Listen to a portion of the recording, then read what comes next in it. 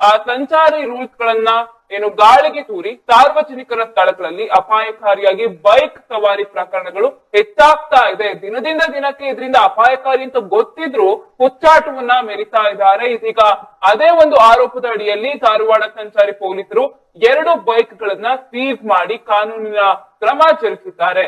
ಕಳೆದ ಹಲವು ದಿನಗಳಿಂದ ಸಂಚಾರಿ ವಿಭಾಗದ ಡಿಸಿಪಿ ರವೀಶ್ ಅವರು ಬೈಕ್ ವೀಲಿಂಗ್ ಮಾಡುವವರ ಬಗ್ಗೆ ಸೂಕ್ತ ಕ್ರಮ ಕೈಗೊಳ್ಳಬೇಕು ಅಂತ ಹೇಳಿ ಸಂಚಾರಿ ಇನ್ಸ್ಪೆಕ್ಟರ್ ಗಳಿಗೆ ಖಡಕ್ ಎಚ್ಚರಿಕೆಯನ್ನು ನೀಡಿರ್ತಾರೆ. ಇನ್ನ ಈ ಹಿನ್ನೆಲೆಯಲ್ಲಿ ಧಾರವಾಡ ಸಂಚಾರಿ ಠಾಣೆಯ ಇನ್ಸ್ಪೆಕ್ಟರ್ ಶ್ರೀನಿವಾಸ್ ಮೇಟೆ ಧಾರವಾಡದಲ್ಲಿ ಬೈಕ್ ವೀಲಿಂಗ್ ಮಾಡ್ತಾ ಇದ್ದಂತ ಓರ್ವ ಯುವತಿ ಹಾಗೂ ಯುವಕನ ಬೈಕ್ ಅನ್ನ ಸೀಸ್ ಮಾಡಿ ಪ್ರಕರಣವನ್ನ ಇದೀಗ ದಾಖಲು ಮಾಡಿಕೊಂಡಿದ್ದಾರೆ. ರಾಣಿಬೆನ್ನೂರು ಮೂಲದ 22 ವಯಸ್ಸಿನ ಕೋಮಲ್ ಅವರು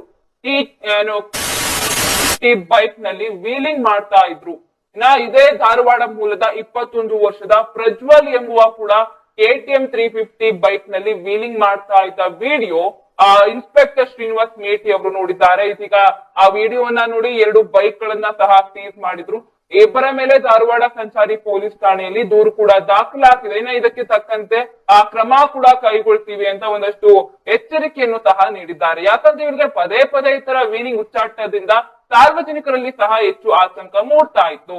ಇದ್ರ ಬಗ್ಗೆ ಎಚ್ಚೆತ್ತುಕೊಳ್ಳದ ಇದೀಗ ಓರ್ವ ಯುವತಿ ಮತ್ತು ಓರ್ವ ಯುವಕನನ್ನ ಇದೀಗ ತರಾಟೆಗೆ ತೆಗೆದುಕೊಂಡಿದ್ದಾರೆ ಪೊಲೀಸರು. ಖಾಕಿ ಕದರ್ ಅನ್ನು ಸಹ ತೋರಿಸಿದ್ದಾರೆ.